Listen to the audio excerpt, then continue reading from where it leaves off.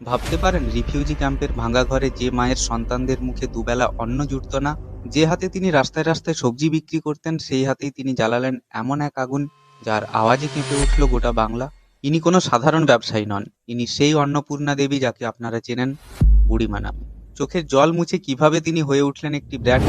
নমস্কার, বইয়ের দেশের আজকের এপিসোডে আমরা জানবো সেই লোমহর্ষক লড়াইয়ের গল্প। সালটা 1948, ওপার বাংলার ফরিদপুর। স্বামী সুরেন্দ্রনাথের মৃত্যুর পর বিধবা অন্নপূর্ণা দেবী বুঝতে পারলেন এই পোড়া দেশে আর থাকা যাবে না। বুকে আঁকড়ে ধরলেন 3 মেয়ে আর ছেলেকে, ভিটেমাটি ছেড়ে পাড়ি দিলেন এক অজানা ভবিষ্যতের দিকে। ঠাঁই হলো পশ্চিম দিনাজপুরের ধলদিঘি রিফিউজি ক্যাম্পে। মাথার উপর ছাদ নেই, যে নারী কোনোদিন চৌকাঠ পেরোননি পেটের দায়ে, তিনিই নামলেন রাস্তায়, শুরু করলেন সবজি বিক্রি। সবজি বেচতে বেচতেই তিনি শিখলেন বিড়ি বাঁধার কাজ, শুরু করলেন বিড়ির ব্যবসা। কিন্তু তাতেও পেট ভরে না। অন্নপূর্ণা দেবী থামলেন না, তিনি জানতেন হারলে চলবে না। বিক্রি করতে শুরু করলেন আলতা, সিঁদুর, বিশ্বকর্মা পুজোর ঘুড়ি আর দোলের সময় রং। তিল করে জমাতে থাকলেন পুঁজি।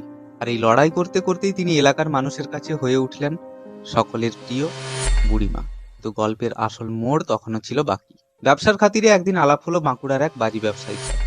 তার কাছে অন্নপূর্ণা দেবী শিখলেন বাজি তৈরির গোপন মন্ত্র। তৈরি হলো বুড়িমার চকলেট বোম। ফিউজি ক্যাম্পে সেই সবজি বিক্রেতা অন্নপূর্ণা দেবী তৈরি করলেন তার নিজস্ব ব্র্যান্ড। তার তৈরি বাজি ছাড়া বাঙালির কালী পুজো অসম্পূর্ণ হয়ে গেল। শূন্য থেকে শুরু করে তিনি হয়ে উঠলেন বাজি সাম্রাজ্যের একচ্ছত্র সাম্রাজ্ঞী। আজ বুড়িমা চকলেট বোম নিষিদ্ধ হতে পারে, কিন্তু অস্বীকার করা যায় না তার সেই অদম্য জেদকে। অন্নপূর্ণা দেবী আজ নেই, কিন্তু তার লড়াইয়ের গল্প আর সেই বিখ্যাত নাম বুড়িমা আজও বেঁচে আছে আর থাকবে। বন্ধুরা, বুড়িমার এই অদম্য লড়াইয়ের কাহিনী আপনাদের কেমন লাগলো কমেন্টে অবশ্যই জানান। ভিডিওটি ভালো লাগলে শেয়ার করতে ভুলবেন না। চ্যানেলে নতুন হলে সাবস্ক্রাইব করুন আমাদের চ্যানেল বইয়ের দেশকে।